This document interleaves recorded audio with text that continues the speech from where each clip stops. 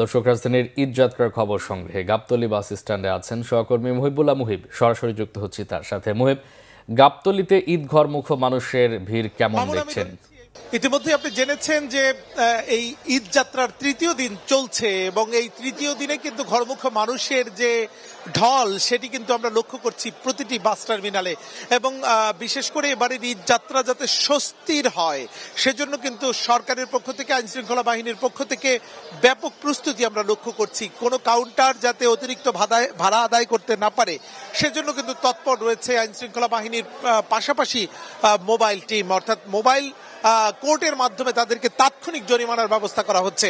এবং আমরা প্রশ্ন করেছিলাম সড়ক ও সেতুমন্ত্রী রবিউল আলম রবিকে, তিনি যেটি বলেছেন যে টার্মিনালে না এসে যারা রাস্তার থেকে যাত্রী তুলে অতিরিক্ত ভাড়া আদায় করছে তাদেরকেও চিহ্নিত করা হচ্ছে। তাৎক্ষণিক তাদের বিরুদ্ধে মোবাইল কোর্ট করে জরিমানার ব্যবস্থা করা না গেলেও এইসব পরিবহন ঈদের পরে হলেও তারা শাস্তির আওতায় আসবেন।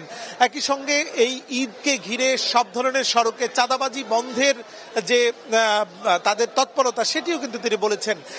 ঠিক ঘণ্টাখানেক আগে এই গাবতলী টার্মিনাল পরিদর্শনে এসেছিলেন তিনি এবং এখানকার যাত্রী, টিকিট কাউন্টার, টিকিট বিক্রেতা এবং মালিক সমিতির নেতাদের সঙ্গে তিনি কথা বলেছেন এবং তিনি সার্বিক পরিস্থিতি দেখে তিনি বলেছেন যে আসলে অতিরিক্ত ভাড়া আদায়ের ঘটনা খুবই কম ঘটছে এবং সাধারণ যাত্রীরাও তারা বলছেন যে আসলে তারা আগের চেয়ে অনেকটা স্বস্তিতেই এবারের ঈদ যাত্রা করছেন। তো এই ছিল আমার কাছে গাবতলী বাস টার্মিনালের ঈদ যাত্রার সার্বিক পরিস্থিতির তথ্য। মামুন, ধন্যবাদ আপনাকে। ঈদ যাত্রার খবর জানাতে গাবতলী থেকে যুক্ত হয়েছিলেন সহকর্মী মুহিবুল্লাহ মুহিব।